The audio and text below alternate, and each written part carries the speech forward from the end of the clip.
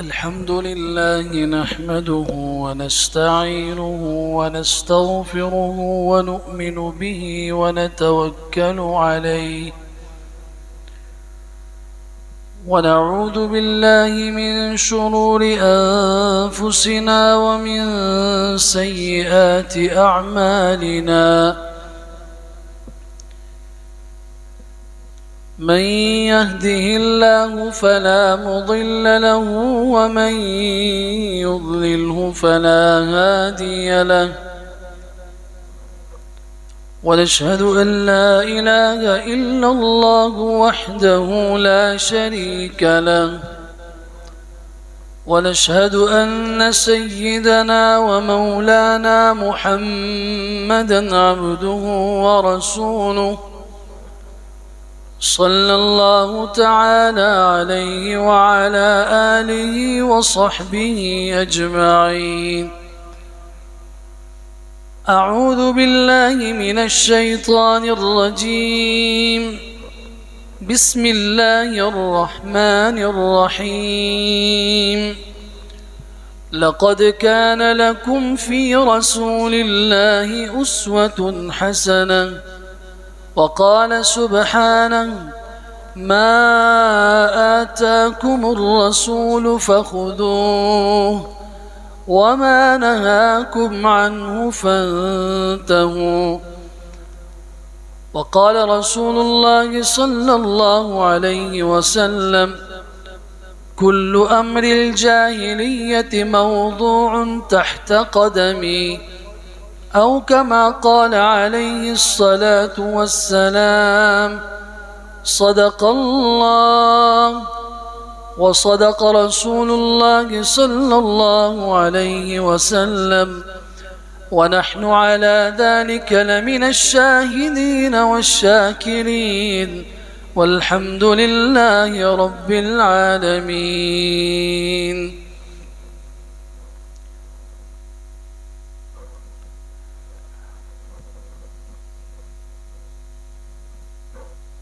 امام الانبیاء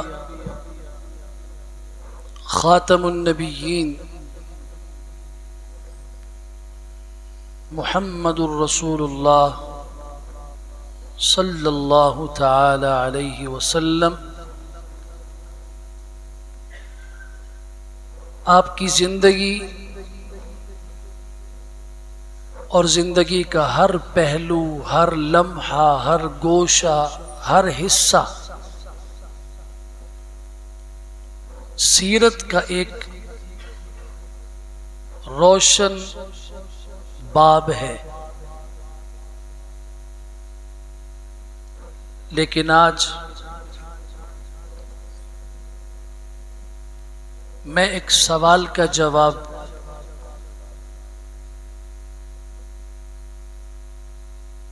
آپ حضرات کے سامنے بھی رکھ رہا ہوں.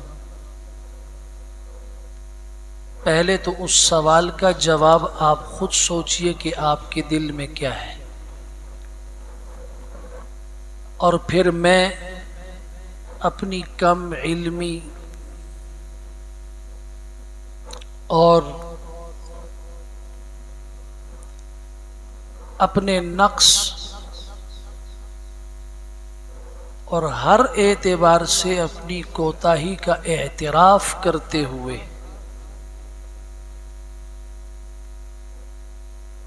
جہاں تک میں قرآن و سنت کی روشنی میں سمجھ سکا اس کا جواب میں آپ کی خدمت میں عرض کروں گا انشاءاللہ.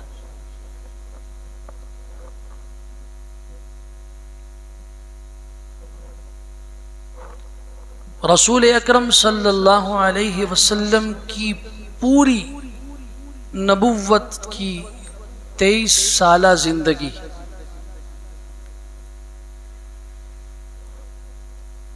اس زندگی میں امت کے لیے کیا پیغام ہے؟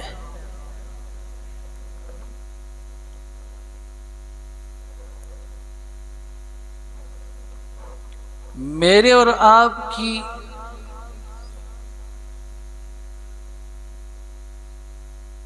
اس سیرت نبوی اور رسول اکرم صلی اللہ علیہ وسلم کی حیات طیبہ میں ہدایت کا کون سا سبب، کون سا سبق، کون سا درس اور پیغام میرے اور آپ کے لیے ہے؟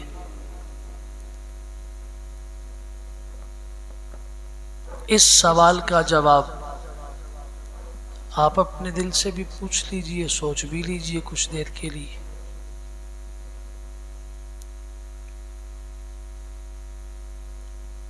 اور پھر میں عرض کروں گا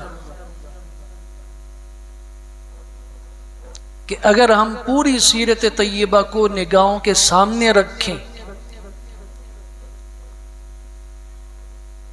اس سیرت طیبہ میں میرے اور آپ کے لیے جو ذمہ داریاں ہیں،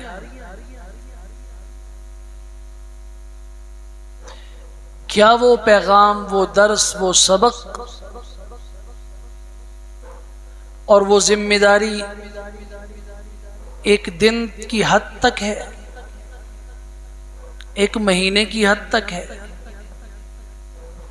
ایک سال کی حد تک ہے، یا اس کا دائرہ کار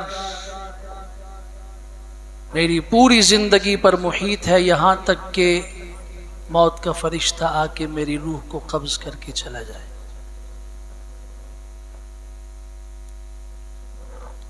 سورہ احزاب کی آیت 21 ہے، لَقَدْ كَانَ لَكُمْ فِي رَسُولِ اللَّهِ أُسْوَةٌ حَسَنَةٌ، البتہ تحقیق رسول اکرم صلی اللہ علیہ وسلم کی زندگی میں تمہارے لیے بہترین نمونہ ہے، تاجر کے لیے بھی نمونہ ہے، کھیتی باڑی کرنے والے کے لیے بھی نمونہ ہے، باغبانی کرنے والے کے لیے بھی نمونہ ہے، بحیثیت شوہر بھی نمونہ ہے، بحیثیت باپ بھی نمونہ ہے، بحیثیت بیٹا بھی نمونہ ہے، بحیثیت ملازم بھی نمونہ ہے۔ زندگی کا کوئی ایک شعبہ ایسا نہیں ہے جس میں رسول اکرم صلی اللہ علیہ وسلم کی تعلیمات کی ہمیں ضرورت نہ ہو، یا ہمیں ضرورت تو ہو لیکن حضور کی تعلیمات موجود نہ ہو۔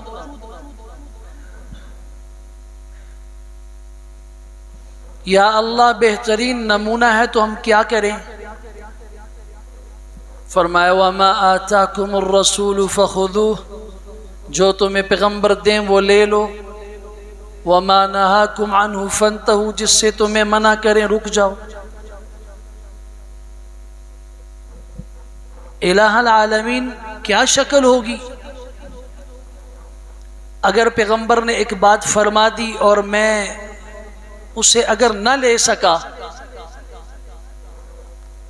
اور میں اگر اسے نہ لوں تو کیا ہوگا؟ تو قرآن کہتا ہے فَلَا وَرَبِّكَ لَا يُؤْمِنُونَ، پھر آپ کے رب کی قسم یہ مومن نہیں ہو سکتا، یہ جھوٹا ہو سکتا ہے۔ وَمَا كَانَ لِمُؤْمِنٍ وَلَا مُؤْمِنَةٍ إِذَا قَضَى اللَّهُ وَرَسُولُهُ أَمْرًا أَن يَكُونَ لَهُمُ الْخِيَرَةُ مِنْ أَمْرِهِمْ، جب اللہ اور اس کے رسول کا فیصلہ آ جائے پھر ایمان والے مرد یا عورت کے پاس کوئی اور راستہ، کوئی اختیار، کوئی گنجائش باقی نہیں رہتی۔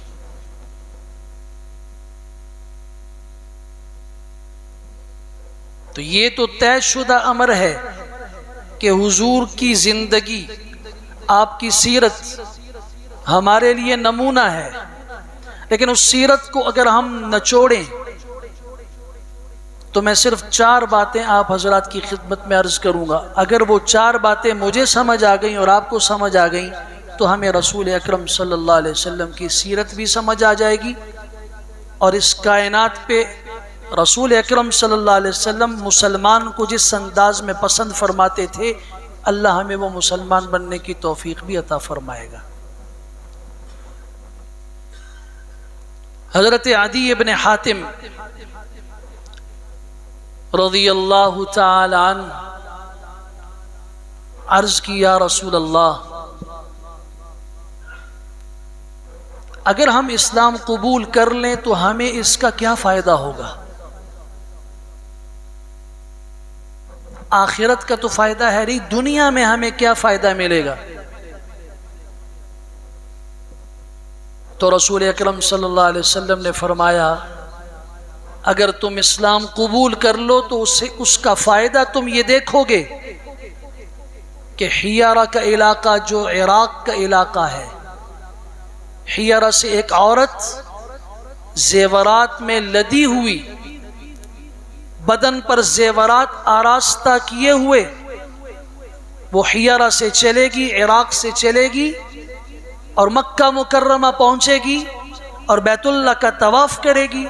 اس پورے سفر میں آتے جاتے اسے اللہ کے سوا کسی کا خوف اور خطرہ نہیں ہوگا۔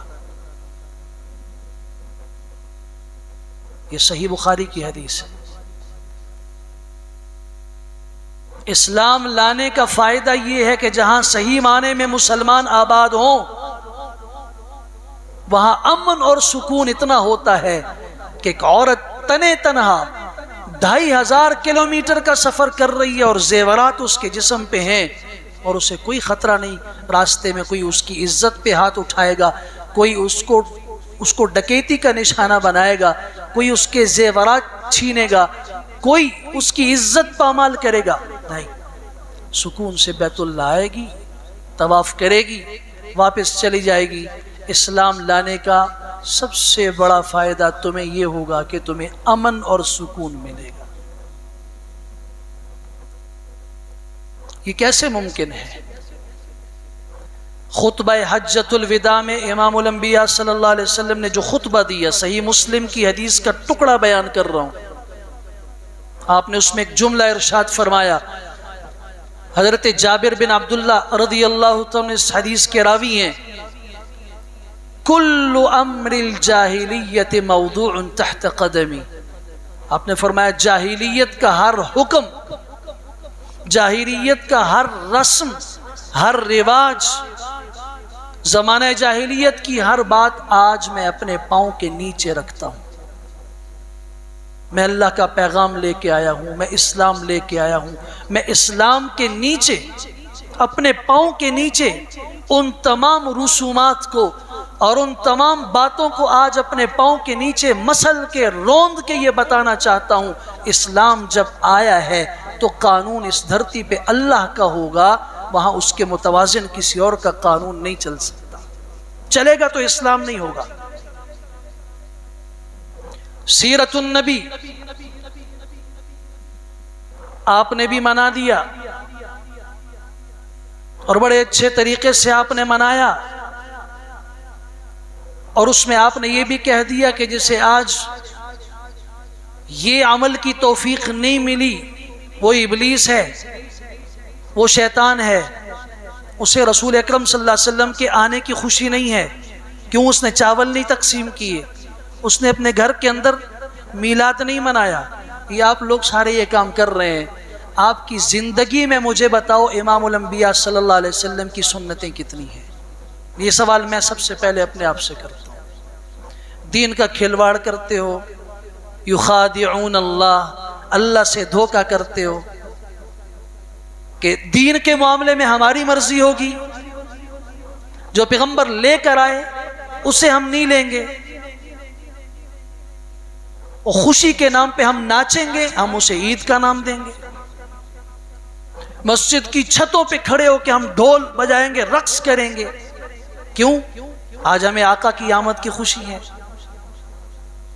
آپ کی سمجھ میں جو آئے گا آپ کریں گے اور اس کو آپ دین کا نام دیں گے، اور آپ سرٹیفکیٹ بانٹنا شروع کریں گے کہ ہم جیسا مسلمان کوئی نہیں اور ہم جیسا عاشق رسول کوئی نہیں۔ آؤ میں تمہیں بتاتا ہوں، بلا تفریق مسلک، بلا تفریق مذہب، بلا تفریق جماعت، بلا تفریق گروہ، آؤ پیغمبر صلی اللہ علیہ وسلم کی سیرت سے میرے اور آپ کے لیے پیغام کیا موجود ہے۔ پہلا پیغام عرض کرنا چاہتا ہوں، حضور کی پوری سیرت پڑھیے۔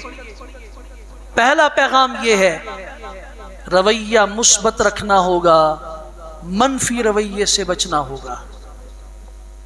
حضور کی پوری زندگی مثبت فکر، مثبت سوچ، مثبت رویے کا نام ہے۔ پوری زندگی میں جتنی تکلیفیں امام الانبیاء صلی اللہ علیہ وسلم پہ آئی ہیں ان کا ہم سوچ نہیں سکتے۔ آپ نے خود فرمایا لقد اوذیت فی اللہ ما لم یؤذ احد، مجھے اللہ کے راستے میں اللہ کے دین کے لیے اتنی ایذائیں دی گئیں، اتنی تکلیفیں دی گئیں کہ اتنی تکلیفیں کسی اور کو نہیں دی گئیں۔ وَأُخِفْتُ فِي اللَّهِ مَا لَمْ يُخَافُ أَحَدٍ، مجھے اتنا ڈرایا گیا، دھمکایا گیا کہ اتنا ڈرانا کسی اور کے حصے میں نہیں آیا۔ شعب ابی طالب کے 3 سال دیکھو بائیکاٹ کے گزرے ہیں۔ کیسا بائیکاٹ ہے؟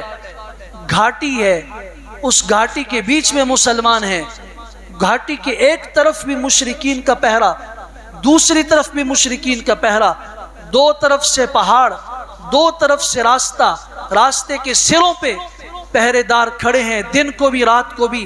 کوئی مسلمان ادھر نہ آ جائے مکہ میں خریداری کے لیے، کوئی مکہ کا آدمی ان تک نہ پہنچ جائے، نہ وہاں کا رشتہ ادھر ہوگا نہ ادھر کا رشتہ وہاں ہوگا۔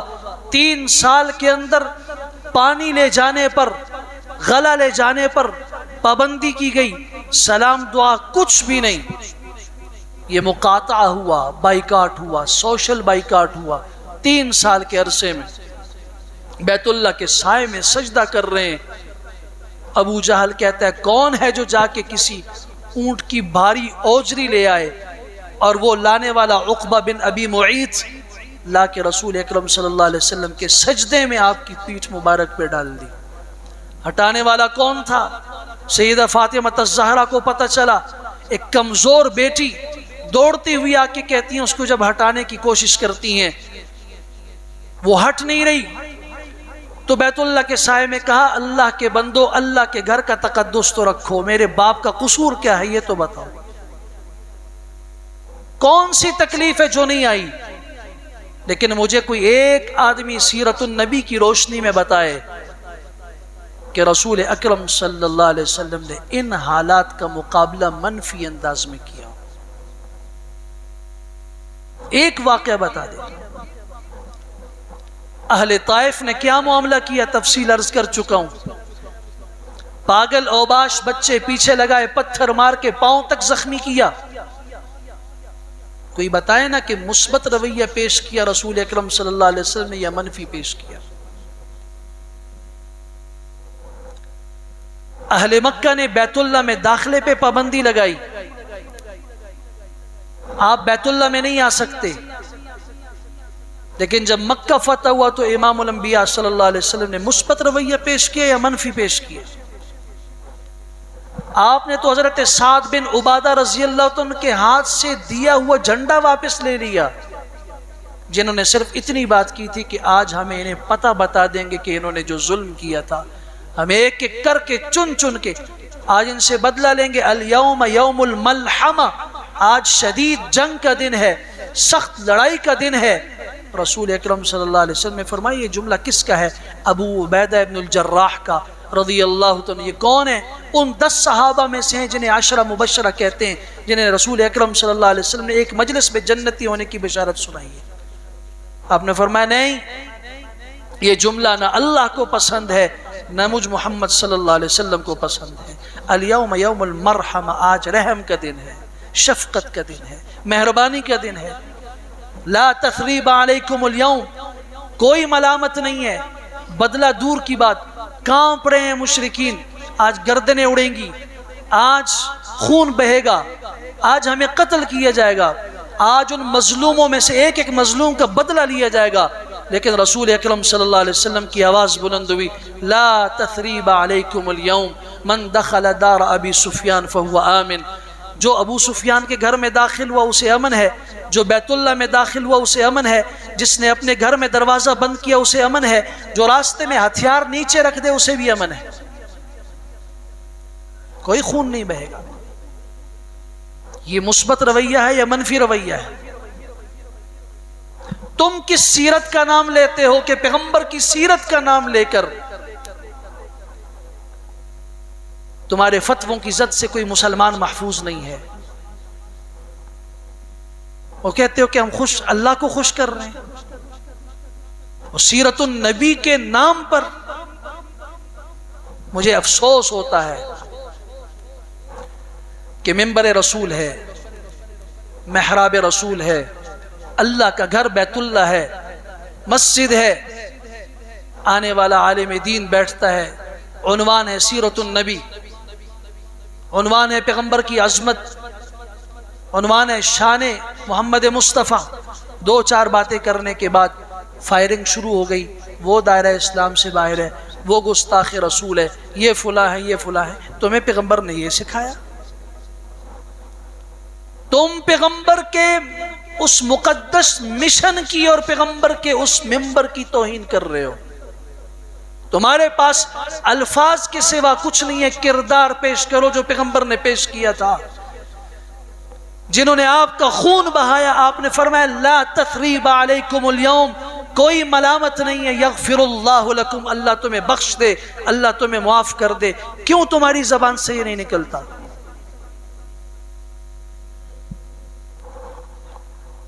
ہجرت کے وقت آپ بیت اللہ تشریف لائے، بیت اللہ کی چابیاں عثمان بن ابی طلحہ کے ہاتھ میں ہیں. فرمایا عثمان بیت اللہ کا دروازہ کھولو، میں صرف 2 رکعت پڑھنا چاہتا ہوں، پھر میں یہاں سے جا رہا ہوں، پھر پتہ نہیں بیت اللہ کی زیارت ملے نہ ملے، یہ موقع ملے نہ ملے. صرف 2 رکعت کون پوچھ رہا ہے جس کی خود اپنی عظمت بیت اللہ سے زیادہ ہے، جو مخلوقات میں اللہ کو سب سے بڑھ کر محبوب ہے. یہ پیغام امت کے لیے ہے، امت کے لیے کہ تمہارے اوپر حالات آئیں گے، تم نے پیغمبر کی سیرت کو نہیں چھوڑنا، مثبت رویہ پیش کرنا ہے، منفی نہیں پیش کرنا. ہاتھا پائی ہو سکتی تھی، صرف اس وقت عثمان بن طلحہ تھا ایک.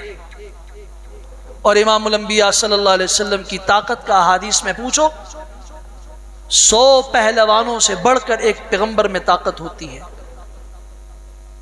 جب مشرکین مکہ نے یہ چیلنج کیا آپ پیغمبر ہو، آپ کے ساتھ اللہ کی نصرت اور مدد ہے، تو یہ عرب کا مشہور پہلوان رکانہ ہے، اس کے ساتھ لڑ کے دکھاؤ، کشتی کر کے دکھاؤ. سبحان اللہ.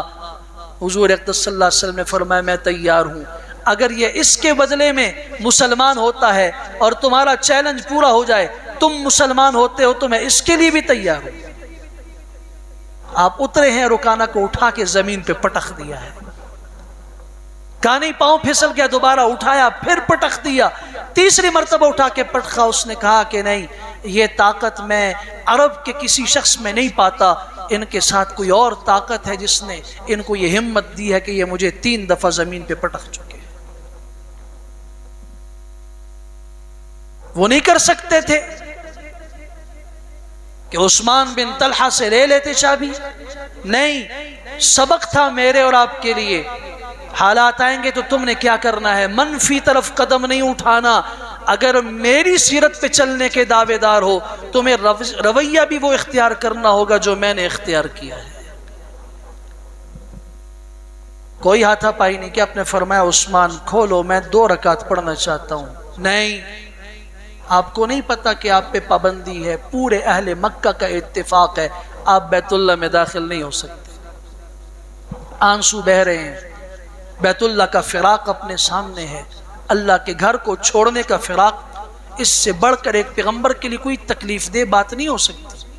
جس آدمی کو مسجد کے ساتھ محبت ہو، آج کے اس گرے پڑے فتنوں کے گناہوں کی برسات کے دور میں بھی، اللہ کی قسم، وہ مسجد کا تعلق جب بند ہوتا ہے تو اس کا دل ٹوٹ جاتا ہے، وہ پریشان ہوتا ہے کہ مجھے مسجد جانا کیوں نہیں نصیب ہو رہا. ایسے بوڑھے ہم نے دیکھے، ساری زندگی اذانیں دیتے رہے، نمازیں پڑھتے رہے، اقامت کہتے رہے، بعد میں اللہ کی طرف سے بیماری آئی، چلنے پھرنے سے عاجز ہو گئے، بستر پہ پڑ گئے، ان کی آنکھوں میں آنسو، ان کی زبان پہ صرف اتنی بات سنی، مولانا اور کوئی پریشانی نہیں ہے، موت کا بھی وقت مقرر ہے، بیماری بھی آتی رہتی ہے، تکلیفوں سے بھی انسان کو گزرنا ہوتا ہے۔ تکلیف اور پریشانی اس بات کی ہے کہ وہ جو مسجد میں آذان دیا کرتا تھا، وہ جو مسجد کے اندر میں سجدے کیا کرتا تھا، وہ جو مسجد میں جا کے جھاڑو دیا کرتا تھا، وہ جو میں دروازہ اپنے ہاتھوں سے کھولتا تھا اور نمازیوں کے انتظار میں بیٹھا رہتا، ایک ایک کر کے نمازی نکل جاتا اور اس کے بعد میں مسجد کو تالا لگا کے آیا کرتا تھا، آج وہ نعمت مجھ سے چھین لی گئی، میں اس پہ افسردہ ہوں، پریشان ہوں۔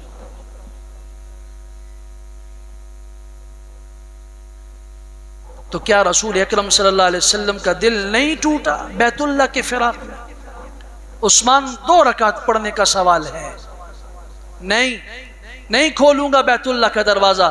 آپ نے فرمایا یاد رکھنا ایک وقت آئے گا جہاں تم کھڑے ہو بیت اللہ کے دروازے کے پاس اونچائی میں، وہاں پر میں محمد الرسول اللہ کھڑا ہوں گا، اور جہاں آج میں کھڑا ہوں تجھ سے پوچھ رہا ہوں کہ دروازہ کھول دے، میں 2 رکعت پڑھنا چاہتا ہوں، یہاں تم کھڑے ہو گئے۔ اس نے ہنس کے کہا یہ آپ کا خیال ہے، خواب ہے۔ 8 سال گزر گئے، مکہ فتح ہو گیا،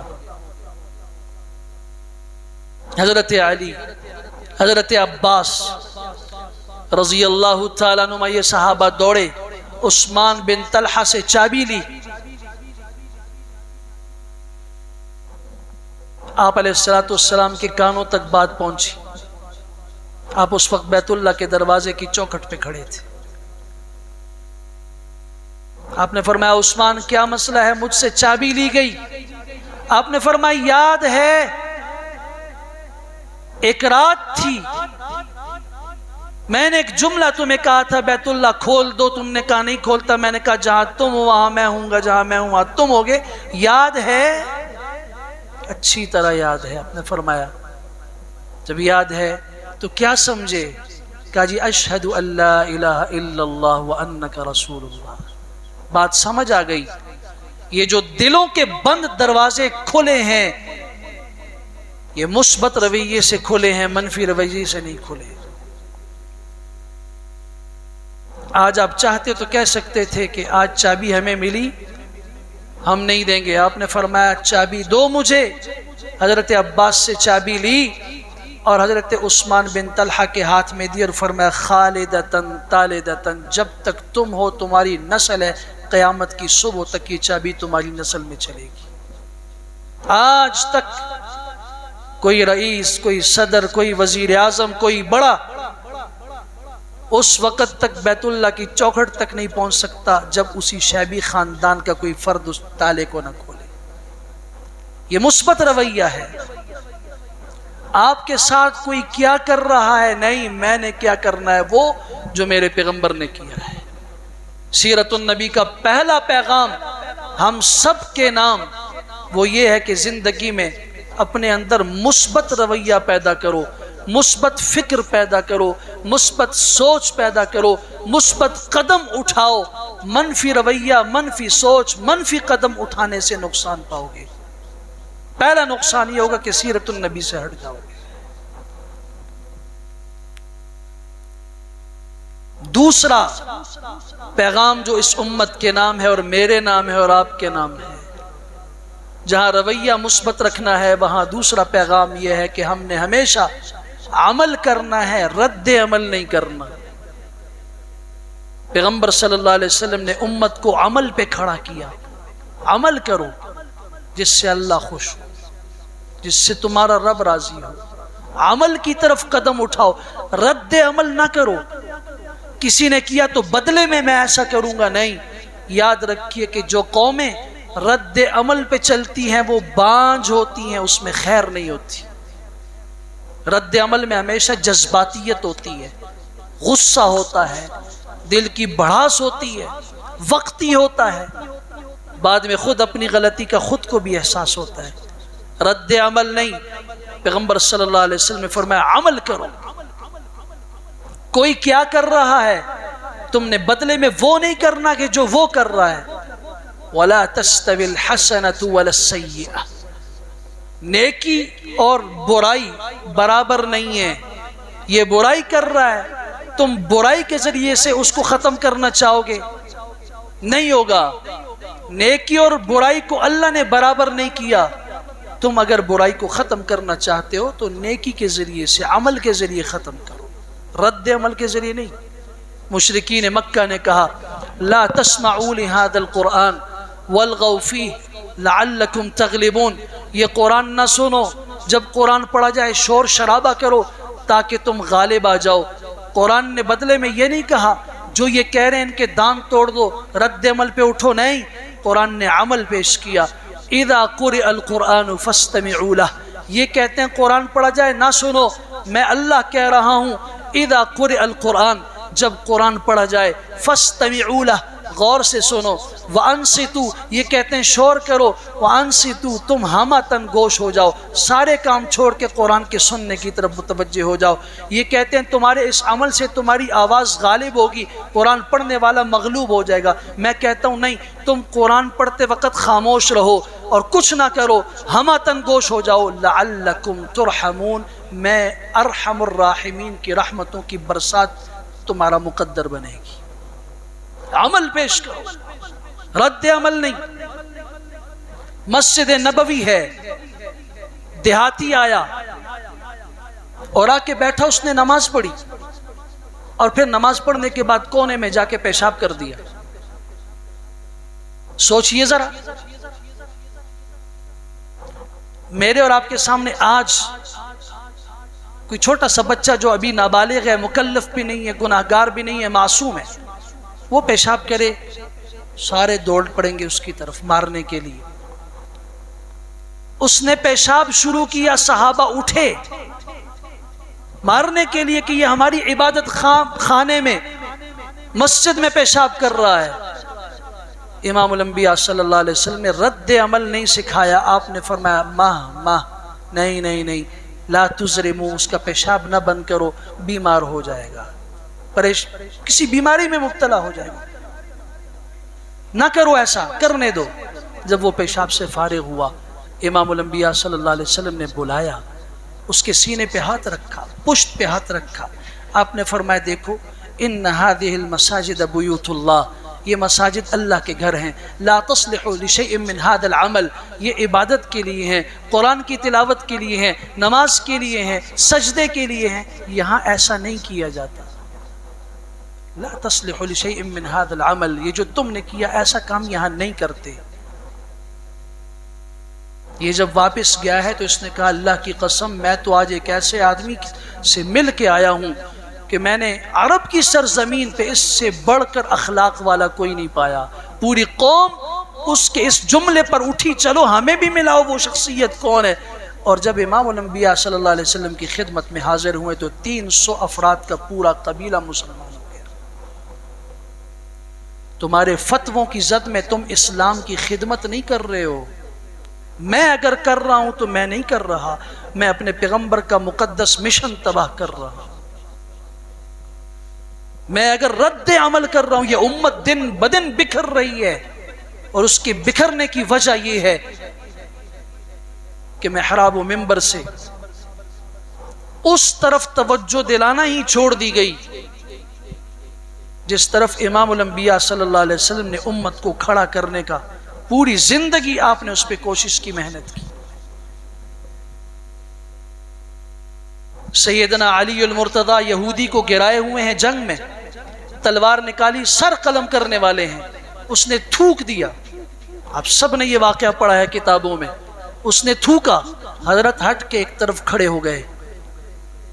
وہ کہتا ہے میں نے تو اس لیے کیا کہ آپ مجھے ترسا ترسا کے نہ ماریں، آرام آرام سے نہ ماریں، میں آپ کو غصہ دلا کے یہ کہنا چاہتا تھا کہ موت تو میری ہے، ابھی تو میں نے مرنا ہے، تاکہ ایک ہی وار سے غصے میں آ کے میرا سر آپ تن سے جدا کر دیں اور مجھے تڑپ تڑپ کے مرنا نہ پڑے، ایک ہی وار سے میں ختم ہو جاؤں۔ میں نے آپ کو غصہ دلایا، آپ ایک طرف ہو گئے۔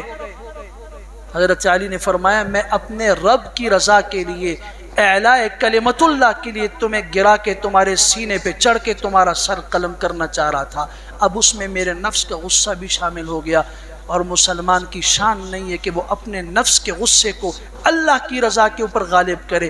میں اللہ کے لیے کرنا چاہ رہا تھا، اب اس میں میرا بھی ساتھ جذبہ شامل ہے، میں اس عمل کو ضائع نہیں کرنا چاہتا۔ ان الفاظ کی تعبیر میں اپنے لفظوں میں یوں کہنا چاہتا ہوں، حضرت علی یہ بتانا چاہتے تھے کہ مسلمان عمل کر کے دکھاتا ہے، رد عمل کے طور پہ کچھ نہیں کرتا۔ اب اگر میں تمہارا سر قلم کرتا یہ رد عمل تھا، میں تو عمل کو زندہ کرنے کے لیے، جہاد کے لیے نکلا ہوں، اعلاء کلمت اللہ کے لیے نکلا ہوں، رد عمل کے طور پہ نہیں نکلا۔ اور تو اور میری اور آپ کی ماں سیدہ عائشہ صدیقہ رضی اللہ تعالیٰ عنہ پہ تہمت لگی، منافقین نے تہمت لگائی، تہمت معمولی نہیں، بدکاری کی، زنا کی تہمت لگائی کہ صفوان بن معطل کے ساتھ، تفصیلی روایت صحیح بخاری کے اندر پڑھ لیجئے گا، غزوے سے واپسی کے موقع پر امام الانبیاء صلی اللہ علیہ وسلم 1 مہینے تک پریشان رہے۔ سوچئے نا آج ہمارے ساتھ ہی معاملہ ہو، نیند اڑ جائے گی۔ جب سے ام المومنین کو پتہ چلا، فرمایا اللہ کی قسم نہ دن کو سوئی ہوں نہ رات کو سوئی ہوں۔ یہی حال امام الانبیاء صلی اللہ علیہ وسلم کا ہے، پریشانی میں دن رات گزر رہے ہیں۔ کیوں؟ پیغمبر کی زوجہ کے اوپر، پیغمبر کی بیوی کے اوپر تہمت لگی ہے، اور وحی کا سلسلہ ابھی تک رکا ہوا ہے، اللہ کی طرف سے وحی نہیں آئی۔ 1 مہینہ گزر گیا۔ اماں فرماتی ہیں اس مہینے میں حضور صلی اللہ علیہ وسلم نے مجھ سے محبت کے ساتھ بات نہیں کی۔ جب میں نے اجازت طلب کی میں اپنے ماں باپ کے پاس جانا چاہتی ہوں، آپ نے فرمایا جاؤ، جبکہ اس سے پہلے جب بھی میں نے کہا آپ نے ہمیشہ فرمایا عائشہ رکو، کل میں چھوڑ دوں گا، میں بھی تمہارے ساتھ چلا جاؤں گا، بعد میں چلی جانا۔ پہلی دفعہ میں نے اجازت مانگی، آپ نے فرمایا جاؤ، اور وہاں بوڑھا باپ اور بوڑھی ماں بیٹھی ہوئی رو رہی ہیں اور کہتی ہیں بیٹی انسان سے غلطی ہو جاتی ہے۔ کلیجہ پھٹ گیا۔ الفاظ ہیں حضرت عائشہ صدیقہ کے قریب تھا کہ میرا کلیجہ پھٹ جاتا کہ یہ حقیقت سے واقف نہیں ہے۔ باپ اور ایک ماں مجبوری میں پورے مدینہ میں ڈھنڈورا پٹ رہا ہے، کیا کیا جائے؟ میں سمجھتا ہوں کہ یہ ایک پیغام تھا، ورنہ اسی وقت معاملہ اللہ کلیئر کروا دیتے حضرت جبرائیل کو بھجوا کے۔ 1 مہینہ تک یہ معاملہ گزرا، مسلمان اذیت سے گزرے، منافقین تمطراق سے پروپیگنڈے کرتے ہوئے سینے پھلا کے جا رہے تھے۔ دیکھا محمد کی عزت خاک میں مل گئی صلی اللہ علیہ وسلم، دیکھا کیسی تھی اس کی بیوی، یہ باتیں وہ کرتے تھے۔ کسی ایک مجلس میں حضرت عائشہ فرماتی ہیں ایسی مجلس نہیں جس میں عبداللہ بن ابی بیٹھ کے میرا مذاق نہ اڑاتا، اور میرا کیا حضور کا مذاق نہ اڑاتا۔ قرآن مجید نے یہ منظر پیش کیا ہے تو جو الفاظ استعمال کیے ہیں ذرا غور کیجئے۔ ان الذین جاؤوا بالافک عصبۃ منکم لا تحسبوه شرا لکم بل هو خیر لکم لكل امرئ منهم ما اكتسب من الاثم والذي تولى كبره منهم له عذاب الیم۔ سبحان اللہ، اللہ فرما رہے ہیں غم نہ کرو، پریشان نہ ہو، یہ تمہارے لیے برا نہیں ہے، اس میں تمہارے لیے بہتری ہے۔ یا اللہ، پیغمبر کی ناموس پہ حملہ ہو گیا اور ہمارے لیے اس میں کیا بہتری ہے؟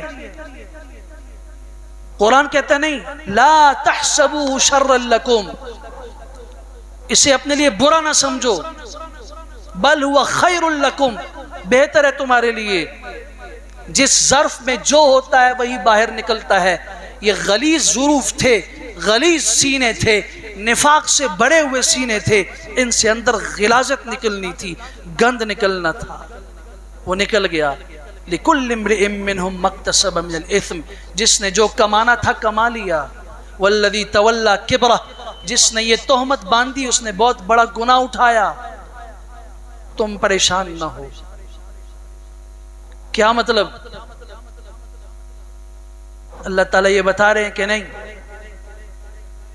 تمہیں حالات کے اندر رد عمل کی طرف جانے کی ضرورت نہیں ہے، تم ابھی رکو، میں عزتوں کا مالک موجود ہوں، عزتیں دینے والا بھی میں ہوں، ذلیل کرنے والا بھی میں ہوں، طاقت دینے والا بھی میں ہوں، چھیننے والا بھی میں ہوں، مملکت کے تخت پہ بٹھانے والا اور وہاں سے اتار کے تختے پہ لے جانے والا میں ہوں، جیل کی سلاخوں سے یوسف کو نکال کے مصر کے تخت کا والی بنانے والا میں ہوں، اور کبھی ایسا ہی کہ مصر کے تخت پہ بیٹھے ہوئے فرعون کو پانی کے ایک غوطے سے دبو کے اس کو قیامت تک کی انسانیت کے لیے عبرت بنانے والا بھی میں ہوں۔ صبر کرو، صبر کرو، رد عمل نہ کرو، عمل پہ چلو۔ رسول اکرم صلی اللہ علیہ وسلم نے امت کو عمل پہ چلایا، رد عمل پہ نہیں۔ حضور کی سیرت کا تیسرا اہم پہلو اور پیغام میرے اور آپ کے لیے ہے کہ حضور اقدس صلی اللہ علیہ وسلم کی پوری زندگی امن اور سکون سے گزری ہے، تصادم سے آپ نے گریز کیا ہے۔ ان سارے حالات میں کبھی آپ نے تصادم نہیں کیا۔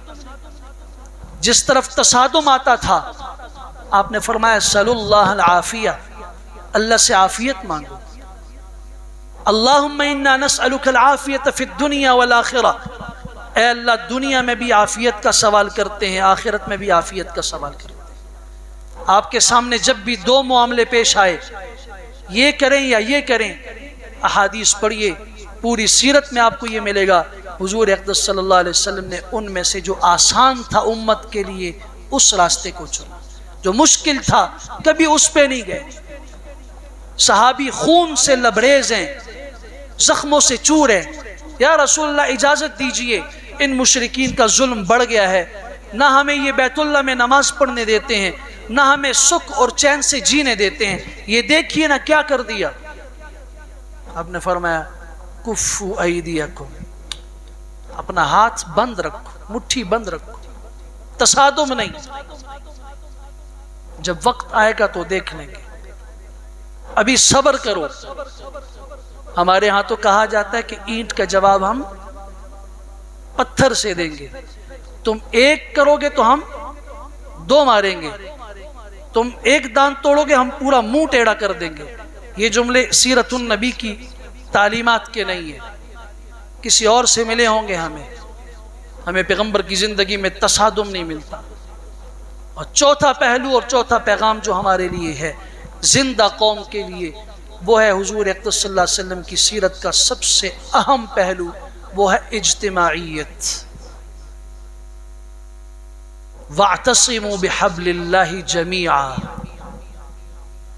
اللہ کی رسی کو مل کر مضبوطی سے پکڑو۔ وَلَا تَفَرَّقُوا، تقسیم نہ ہو۔ كُونُوا عِبَادَ اللَّهِ إِخْوَانًا، اللہ کے بندوں بھائی بن جاؤ۔ انما المؤمنون اخوہ، ایمان والے سارے بھائی ہیں، کبھی ان کے بیچ میں معاملہ ہو گیا فَأَصْلِحُوا بَيْنَ أَخَوَيْكُمْ، اپنے بھائیوں کے بیچ میں اصلاح کرو، توڑنا پیدا کرو۔ وَاتَّقُوا اللَّهَ، اللہ سے ڈرو، لَعَلَّكُمْ تُرْحَمُونَ، تاکہ تم پہ رحم کیا جائے۔ یہ پیغامات کیا ہیں؟ یا ایھا الناس، خطبہ حجۃ الوداع میں، اے لوگو، ان الرب رب واحد، بے شک رب ایک رب ہے، اس کے ساتھ اور کوئی شریک نہیں۔ وَإِنَّ الْأَبَ أَبٌ وَاحِدٌ، اور انسانیت کا باپ بھی ایک ہے۔ أَلَا وَهُوَ آدم، سنو وہ صرف آدم علیہ السلام ہیں جن سے پوری نسل انسانیت چلی ہے۔ تم سب کا باپ ایک ہے، تم پٹھان ہو، پنجابی ہو، سندھی ہو، عربی ہو، عجمی ہو، تم کسی قوم سے تعلق رکھنے والے ہو، اپنی جڑ کو دیکھو، بنیاد کو دیکھو۔ أَلَا وَهُوَ آدم، وہ حضرت آدم ہے۔ أَلَا كُلُّكُمْ بَنُو آدم، تم سب آدم علیہ السلام کی اولاد ہو۔ وَآدَمُ مِن تُرَاب، آدم علیہ السلام مٹی سے بنے ہیں۔ تمہیں بتایا کہ تمہارے اندر مٹی کی صفت ہونی چاہیے، خاک والی صفت ہونی چاہیے، خاک ہو جاؤ اگر اللہ کے ہاں تم عزت پانا چاہتے ہو۔ نہیں، إِنَّكَ لَن تَخْرِقَ الْأَرْضِ، تمہیں اگر اپنا خاکی ہونا بھول گیا ہے تو تمہارے پاؤں زمین پہ مارنے سے کیا زمین پھٹ جائے گی؟ اور کیا تم جب سینہ تان کے چلو گے تو تم آسمان کی بلندیوں کو پہنچ جاؤ گے؟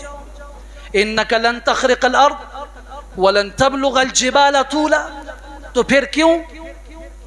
أَلَا كُلُّكُمْ بَنُو آدم وآدم من تراب، أَلَا لَا فَضْلَ لِعَرَبِيٍّ عَلَى عَجَمِيٍّ وَلَا لِعَجَمِيٍّ عَلَى عَرَبِيٍّ، کسی عربی کو عجمی پر، کسی عجمی کو عربی پر کوئی فوقیت نہیں ہے، إِلَّا بِالتَّقْوَى، مگر اس تقوی کی بنیاد پر جس تقوی نے آج نماز ظہر کا وقت ہے، بیت اللہ فتح ہو چکا ہے، پہلی نماز ہے آج، مسلمان تم تراق کے ساتھ 10,000 مسلمان مدینہ منورہ سے آئے، 2,000 یہاں نئے مسلمان ہوئے، آج پہلی نماز مسلمان بیت اللہ میں پڑھیں گے ہجرت کے بعد، ظہر کی نماز کا وقت ہے، اور صحابہ کرام موجود ہیں، ابو بکر صدیق، سیدنا فاروق اعظم، علی المرتضیٰ، ایک ایک عظیم صحابی موجود ہے، عشرہ مبشرہ میں سے موجود ہیں۔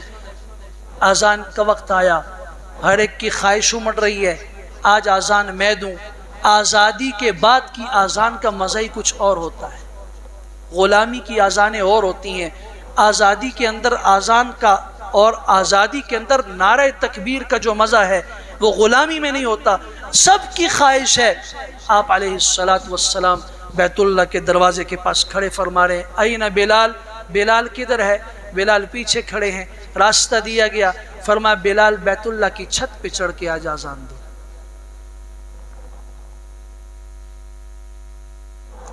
یہ ایک فرد کا معاملہ نہیں تھا، اگر بصیرت موجود ہو اور دل کے اندر کچھ عقل اور شعور موجود ہو نا، تو یہ ایک پوری امت مسلمہ کے نام پیغام تھا۔ اسلام کے اندر خاندان نہیں چلتے، اسلام میں نسب کا سکہ نہیں چلتا، اسلام میں قومیت نہیں چلتی، زبان نہیں چلتی، میں پٹھان ہوں اور میں آوان ہوں اور میں قریشی ہوں اور میں آل رسول میں سے ہوں۔ یہ آل رسول کہاں کھڑے تھے آج؟ مجھے بتاؤ، حضرت بلال آل رسول میں سے تھے، یہ اہل بیت میں سے تھے، یہ کون سے بڑے خاندان کے فرد تھے جنہیں آج جو عزت نصیب ہو رہی ہے وہ کسی اور کے حصے میں نہیں آ رہی؟ کیوں؟ اس لیے کہ اس مکہ کی گلی گلی میں جو اذیتیں حضرت بلال نے سہی تھیں وہ کسی اور نے نہیں سہی تھی۔ کبھی مشرکین کے ناپاک پاؤں کے نیچے، غلیظ اور گندے پاؤں کے نیچے حضرت بلال اور ان کے سینے کے اوپر پتھر جنہیں 8 آدمی اٹھا کے رکھتے تھے، اور نیچے جلتے ہوئے کوئلے اور انگارے، اور مکہ مکرمہ میں آج بھی چلے جاؤ، مجھے کوئی وہاں بغیر جوتوں کے پہاڑیوں پہ چل کے تو دکھائے۔ نوکیلے پتھر آج بھی موجود ہیں، ان پتھروں میں، ان گلیوں میں حضرت بلال کی آوازیں احد احد کی گونجتی تھیں۔ آج عرش کا رب عزت دینے والا آج بتا رہا ہے کہ آج ابو بکر صدیق بھی نیچے کھڑے ہوں گے، آج امام الانبیاء صلی اللہ علیہ وسلم بھی نیچے کھڑے ہوں گے، آج ایک غلام بیت اللہ کی چھت پہ کھڑا ہوگا جس کی نسل کا اور نسب کا کسی کو پتہ نہیں۔ کیوں؟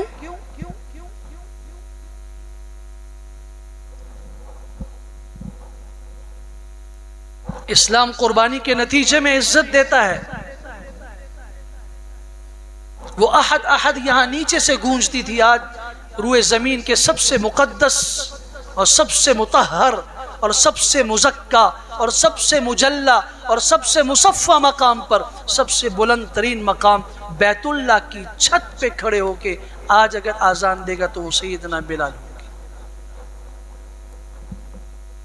وہاں ابو جہل کے بھائی حارث بن الشام جو بنو مخزوم قریش کا عظیم سردار ہے، زبان سے نکلا، اما وجد محمد غیر هذا الغراب الاسود مؤذنا، کیا محمد صلی اللہ علیہ وسلم کو اس کالے کوے کے علاوہ کوئی مؤذن نہیں ملا تھا؟